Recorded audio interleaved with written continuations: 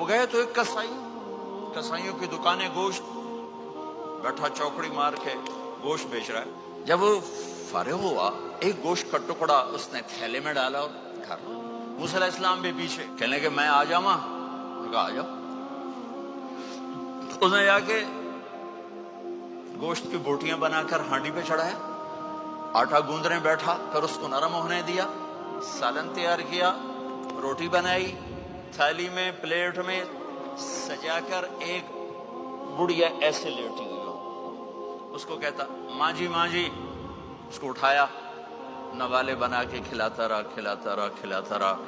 اس نے کہا ہن میری بس، تو اس نے منہ صاف کیا، اس کو لٹایا، وہ کچھ بولی۔ موسیٰ علیہ السلام دور کھڑے تھے، کہنے لگے، موسیٰ علیہ السلام نے کہا یا اللہ میرا جنت کا ساتھی کون ہے؟ اللہ تعالیٰ نے کہا فلاں قصائی، یہ گوشت بیچنے والے۔ گوشت بیچنے کا پیشہ ہمارے ملک میں کوئی اچھا نہیں ہے، تھے میں چنگا ہوئے تو پتہ کوئی نہیں، تو وہ ماٹھے لوگ کرتے ہیں، تو ادھر تو بڑا فیشن کے ساتھ ہے۔ تو موسیٰ علیہ السلام حیران ہوئے، بھئی قصائی میرا جنت کا ساتھی کیسے بن گیا؟ وہ گئے، کہا کون ہے؟ کہا فلاں۔ بھائی کون ہے یہ؟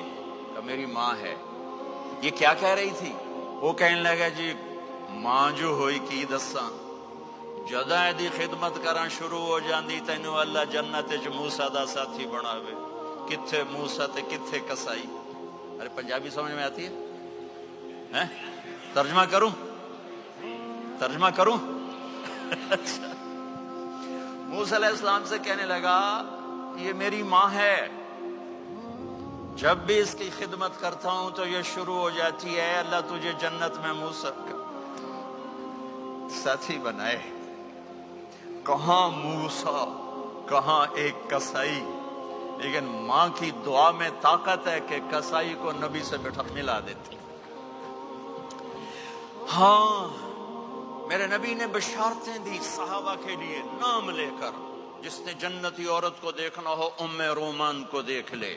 عائشہ مجھے خوشخبری دی گئی ہے کہ تو جنت میں میری بیگم ہے، اور تجھے بتاؤں سبحان اللہ کیا زندگی سکھائی ہے، انہو لیہون علی الموت ان اریدک زوجتی فی الجنہ۔ عائشہ مجھے جب سے پتا چلا ہے تو جنت میں بھی میری بیگم ہے، مجھے تو موت ہی اچھی لگنے لگ گئی ہے۔ یہ دلداری کے لیے تھا، اظہار محبت سکھانے کے لیے تھا کہ گھر کیسے چلتے ہیں۔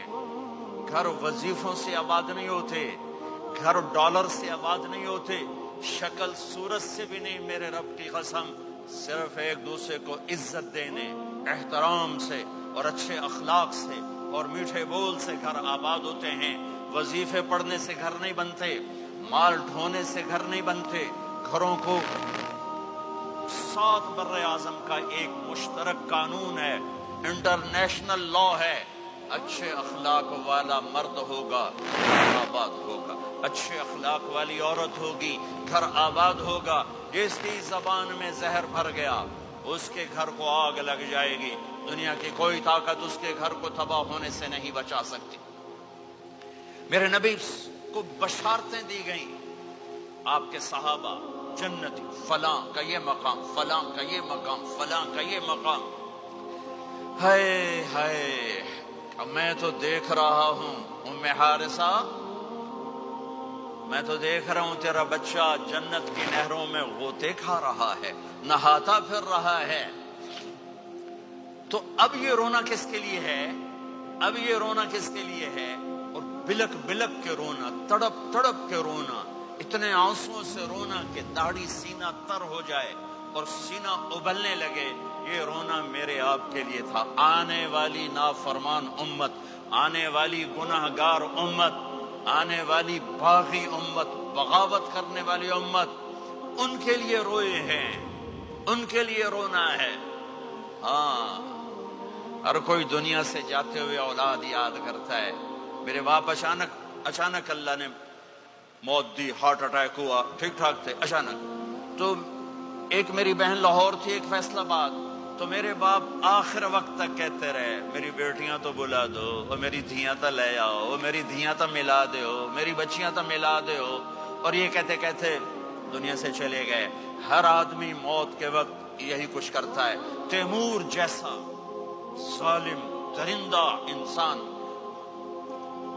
اطرار ترکستان کے شہر میں موت نے جھٹکا دیا تو کہنے لگا کوئی پیر محمد سے ملا دیتا. پیر محمد اس کا بیٹا تھا. کوئی پیر محمد سے ملا دیتا. یہ انسانی فطرت ہے.